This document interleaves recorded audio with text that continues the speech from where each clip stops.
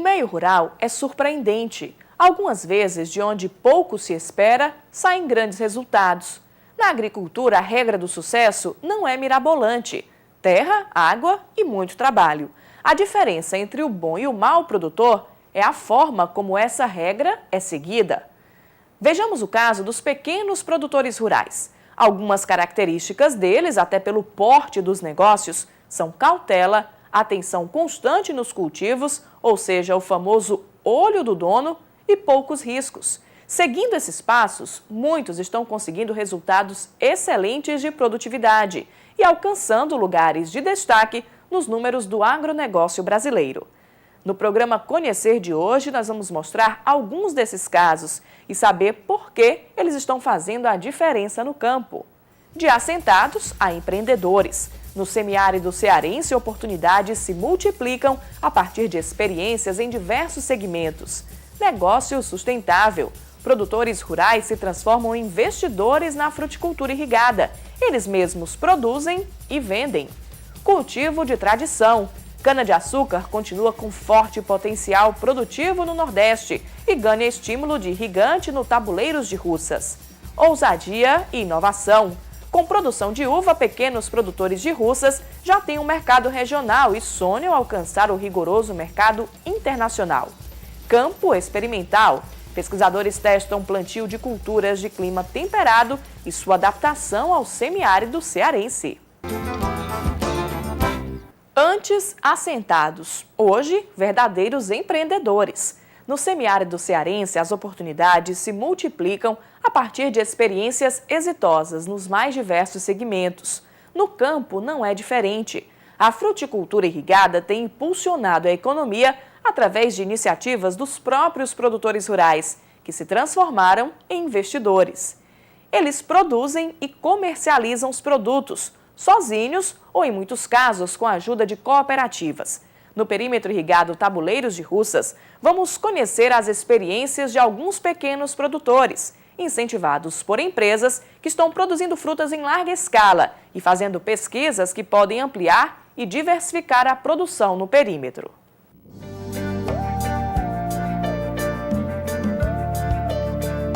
A água que corre pelos canais do perímetro irrigado banham as terras ao longo de quilômetros, até chegar ao lote do seu Luiz Osamar. Homem simples, é ele mesmo quem administra o pequeno sítio, à margem da estrada no Tabuleiros de Russas. A história desse produto rural não é muito diferente dos demais que ocupam esse espaço. O aprendizado aconteceu em casa, com os pais, que também viviam da agricultura. A diferença é que Osamar deixou o cultivo de sequeiro para investir na irrigação. A banana é hoje a maior fonte de renda.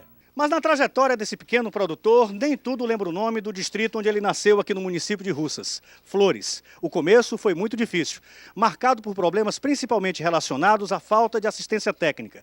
Seu Luiz começou plantando mamão, mas logo na primeira safra teve uma decepção. Osamar só conseguiu se recuperar depois que trocou o cultivo. Deixou de lado o mamão e resolveu investir na banana, que hoje ocupa mais da metade do lote produtivo.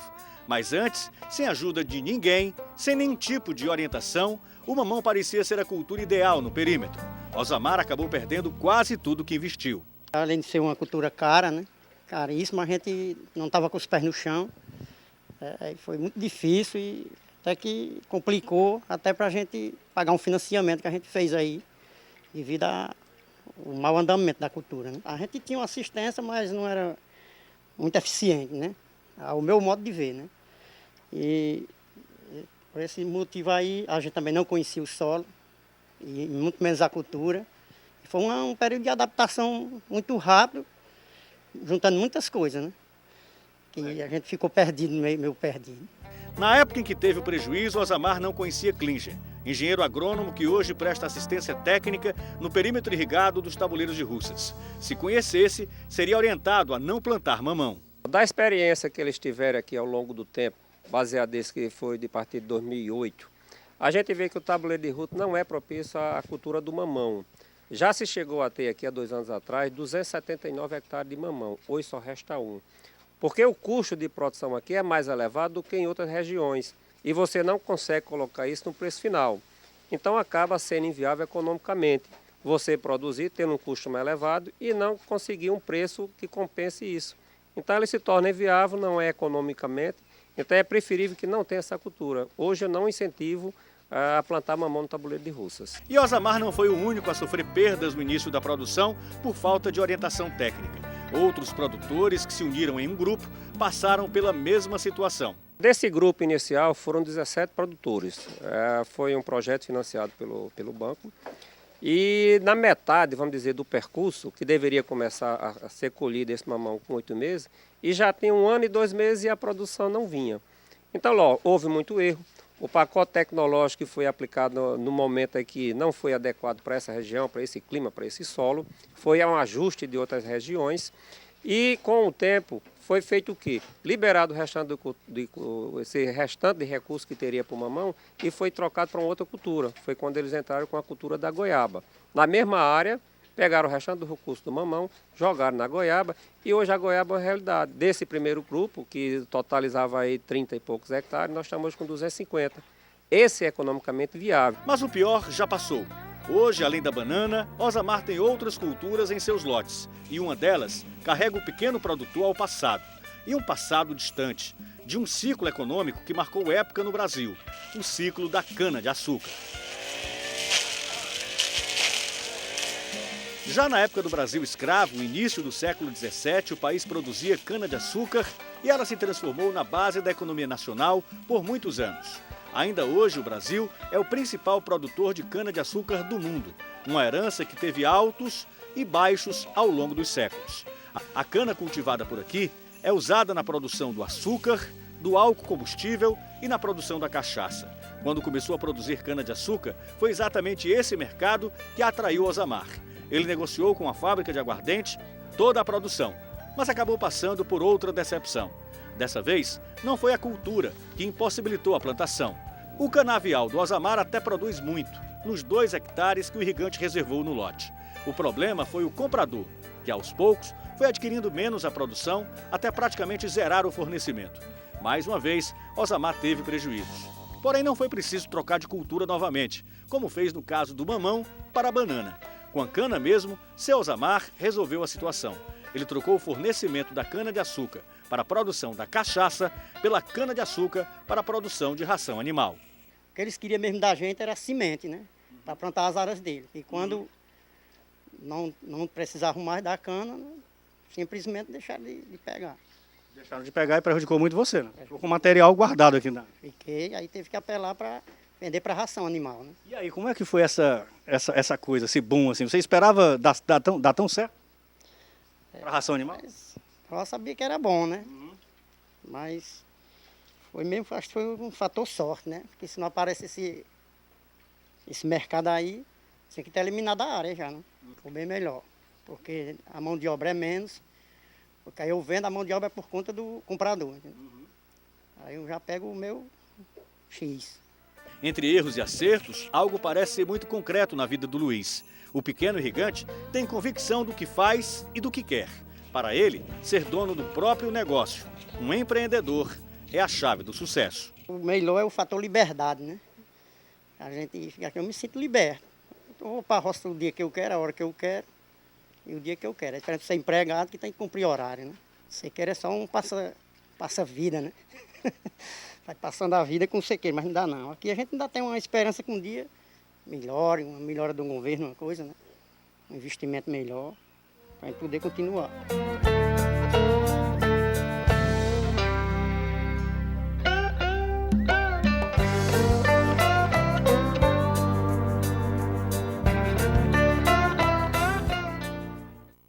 Daqui a pouco, no programa Conhecer, nós vamos mostrar a aposta forte em cultivos menos convencionais para perímetros irrigados. A partir de experiências de sucesso desenvolvidas no Vale do São Francisco, irrigante do Ceará consegue conquistar mercado regional com a uva e sonha em exportar.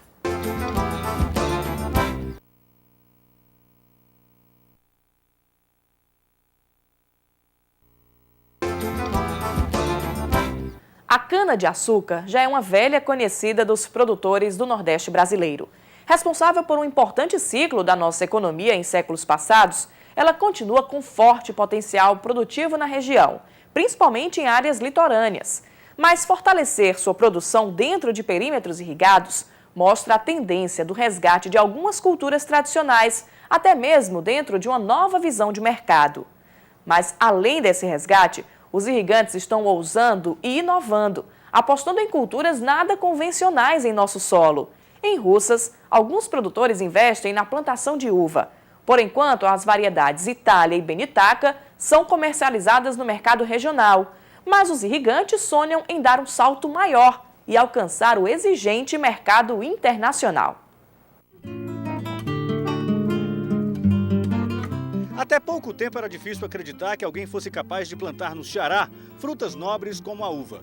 Uma resistência à ideia inexplicável. Afinal, a experiência deu certo no semiárido, mais precisamente na região do Vale do São Francisco. Entre Petrolina, em Pernambuco, e Juazeiro, no sertão da Bahia, a uva é cultivada há décadas e com sucesso.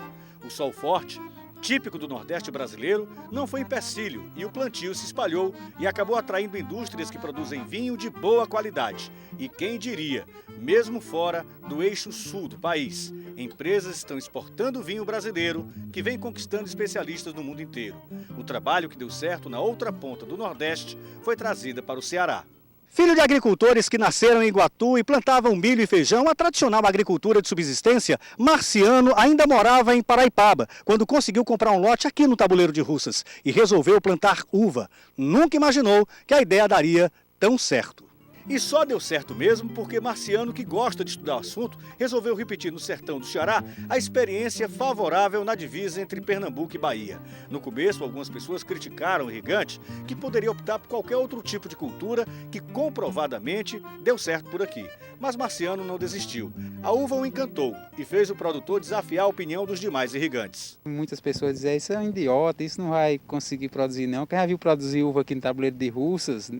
Tem tradição, tem histórico ali da Chapada que não foi positivo. E como é que vocês vão conseguir? Tá, um pequeno produtor, principalmente. Mas eu tinha convicção naquilo que estava fazendo, tá? Porque quando você acredita, você vai atrás, você vai buscar e você chega com seu objetivo. Agora, sem objetivo, não chega lá não. Mas com objetivo, como eu vim, objetivo definido, não tinha por onde não dar certo. Ele acertou na escolha, ele acertou no espaçamento, ele acertou nos tratos culturais, houve ajuste, alguns probleminhas de percurso, é normal. Para ter uma ideia, na última aplicação ele vinha fazendo uma adubação que ele já fez o ajuste.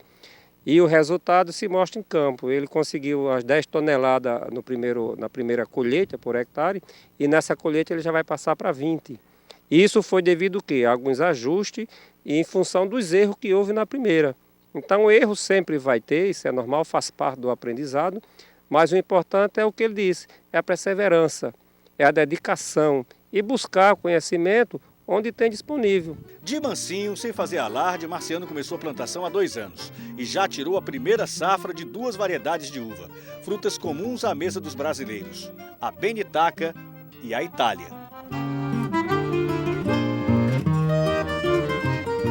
Rica em proteínas, carboidratos, lipídios, cálcio, fósforo e também algumas vitaminas como B1, B2 e B6, a uva Itália é considerada uma fruta fina de mesa. Originária da Itália, ela se aclimatou bem no Brasil, onde começou a ser produzida na cidade de Ferraz Vasconcelos, em São Paulo. Hoje, o polo Petrolina Juazeiro produz 90% da uva Itália no Brasil. Praticamente tudo é consumido no mercado interno, quer seja o consumo in natura, quer seja o consumo de vinho.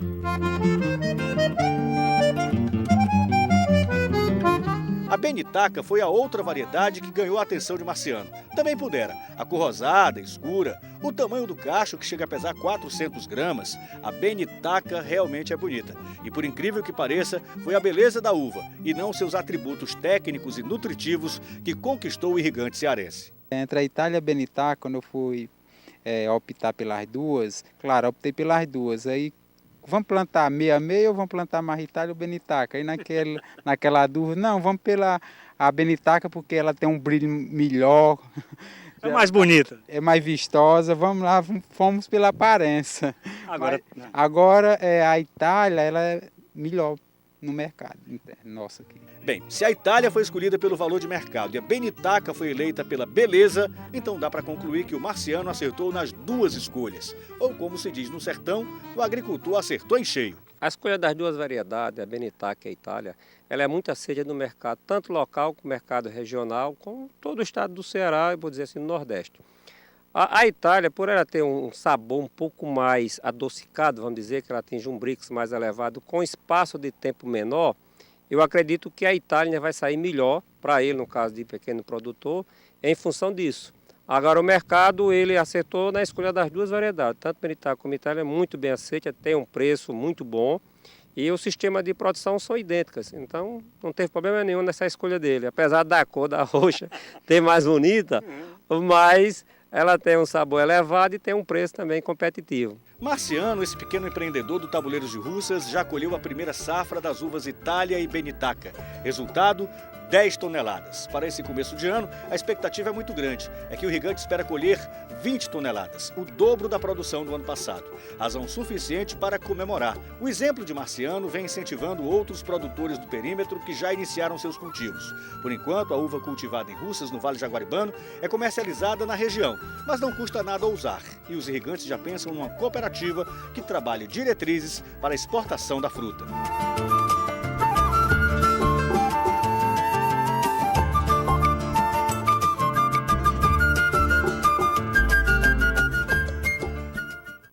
O programa Conhecer volta daqui a pouco mostrando como a assistência técnica faz toda a diferença numa área de produção agrícola.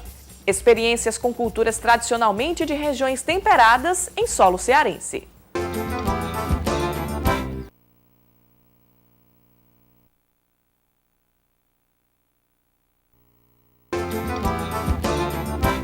Se a uva está se adaptando bem ao clima quente do interior do Ceará, outras frutas de clima temperado também podem obter bom desempenho. Pelo menos esse é o pensamento de alguns pesquisadores, que estão testando o plantio de culturas nada convencionais no semiárido cearense. Maçã, pera, caqui, cacau. Novos investimentos que podem dar resultados acima do esperado. E esses resultados já começaram a ser analisados. Para chegar ao máximo de informação, os pesquisadores plantaram num campo experimental diversas variedades das frutas. As pesquisas feitas pelas grandes empresas também podem beneficiar os pequenos produtores. Osamar e Marciano, gerações diferentes, produtores rurais que aprenderam a cultivar a terra com os pais e que deram novos rumos às suas atividades agrícolas. Deixaram o sequeiro e optaram por plantar em áreas com água em abundância, áreas irrigadas. Driblaram dificuldades no começo, mas conseguiram acertar na produção e se transformaram em verdadeiros empreendedores. Nos dois casos, a ajuda veio através dos próprios investimentos. Investimentos em assistência técnica. No caso de Osamar, a força vem de um amigo próximo, o Klinger. No caso de Marciano, a consultoria foi contratada direto do eixo Petrolina-Juazeiro. Para oferecer as mesmas condições aos demais irrigantes, o Distrito de Irrigação dos Tabuleiros de Russas busca incluir no orçamento para 2012 recursos suficientes para montar uma equipe completa de assistência técnica. O governo, a população, cobra desenvolvimento e ocupação. E ela não se dará sem assistência técnica. Como é que o pequeno produtor cresce se não lhe dão o mínimo necessário, que é uma assistência devida, tá certo? Para o desenvolvimento de ocupação. Então, muitas pessoas querem plantar, mas não sabem, não têm condição. Com a equipe de profissionais especializados nos mais diversos tipos de cultivos, os pequenos produtores dariam um grande passo para se transformarem em empreendedores, assim como Osamar e Marciano. Outro fator importante seria a transferência de tecnologia. E isso também pode ser viável dentro dos perímetros irrigados. A banana é o carro-chefe do perímetro de Russas. A fruta está na pauta de exportação do estado. O Ceará foi o segundo maior exportador de frutas em 2009. Caiu para o terceiro exportador brasileiro em 2010. Apesar da queda, continua sendo o primeiro exportador brasileiro de melão e melancia e o terceiro em banana. Mas ao lado da banana, nos tabuleiros de Russas, algumas experiências mostram o potencial do estado para a produção de outras culturas, que podem driblar preconceitos, assim como aconteceu no caso da uva. Esse é um campo experimental dentro do Tabuleiros de Russas, um campo experimental de responsabilidade de uma das mais importantes empresas exportadoras de banana do Ceará. Mas aqui, o espaço é reservado a outras culturas, como a maçã, e ela já está nas macieiras. Começa a surgir nas veredas, colorindo o pomar. A técnica agrícola Simone Moura acompanha a nossa equipe nessa visita e explica como surgiu a ideia de plantar maçã no estado do Ceará. O coordenador do projeto é o Dr. Paulo Roberto, né? que ele tem um apoio técnico também do TEL Dames. E então ele desenvolveu esse trabalho lá na Embrapa de Petrolina, né? Então algumas variedades que demandaram muito bem, que se desenvolveram muito bem, ele trouxe, né, um projeto que, se eu não estou enganada, atende a 7 produtores, a 7 empresas. Ao lado das maçãs, a equipe de agrônomos e técnicos agrícolas plantou uma fruta que requer os mesmos cuidados, a pera. É preciso amarrar uma estaca junto à muda para fixá-la bem à terra. A irrigação tem que ser feita de acordo com a umidade do solo. Em caso de escassez de chuvas, é preciso colocar pelo menos 3 litros de água por planta 2 vezes por semana. É preciso eliminar ramos ladrões ou arqueá-los. O controle sobre as formigas deve ser rigoroso. No caso de excesso de chuvas, é necessário usar a drenagem como recurso. Os frutos formados no primeiro ano devem ser retirados. Depois de passados o primeiro e o segundo ano, é possível plantar outras culturas nas entrelinhas. Os cuidados com as plantações de pera e maçã fazem parte de um conjunto de fatores. Se eu fizer a poda muito bem feita, mas se eu falhar na irrigação, eu não vou ter uma boa brotação e, consequentemente, não vou ter uma boa floração e muito menos um bom pegamento.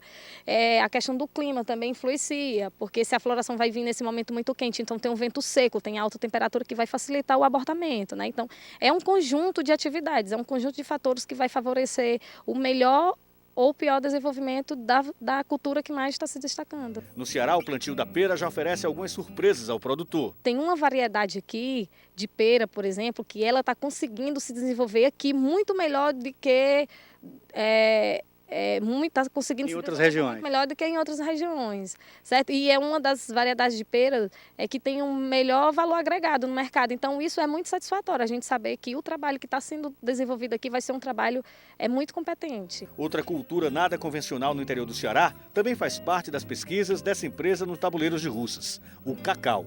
Ele surgiu no Brasil no século XVIII e ganhou força no sul da Bahia nas décadas entre 1860 e 1890. Durante esse período, o cacau produzido em Ilhéus representava 20% da pauta de exportação do Brasil.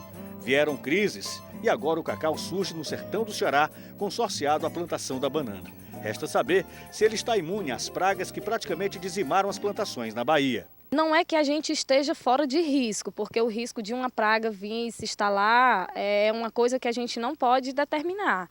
Mas as variedades, elas foram desenvolvidas com uma certa resistência, né? E até então a gente não tem a presença da mesma aqui, então a gente acredita que isso não venha a ser um problema para a nossa região. Maçã, pera, caqui, cacau. Novas variedades que estão sendo produzidas dentro do perímetro irrigado Tabuleiro de Russas. Pesquisas, experiências, transferência de tecnologia, através da qual podem ganhar grandes produtores e pequenos produtores. 4 anos atrás, quando começou a história desse projeto Ferramenta Andar, 4, 5 anos, 2006, junto com a Embrapa foi montado esse campo experimental. E nesse campo foram implantadas 4 culturas, que foram o saputi, a uva, a manga e a goiaba. Até então, esse perímetro não tinha nada plantado de goiaba, nada de manga, nada de uva e nada de saputi. Hoje, a realidade da goiaba, em virtude dos primeiros resultados obtidos com essa área experimental, nós passamos de 0 para 250 hectares e é uma cultura que está em plena expansão. A uva, apesar de lá não ter dado resultado, porque as escolhas das variedades não foram indicadas para a região, mas a uva dentro do tabuleiro de Russas já é uma realidade. Já tem uma área de pequeno produtor e já tem uma empresa se instalando aqui. A manga, desse resultado que nós obtivemos, já temos produtores plantando manga. Já tem área de 8 hectares de manga, área com mais 2. Então também tem se expandido.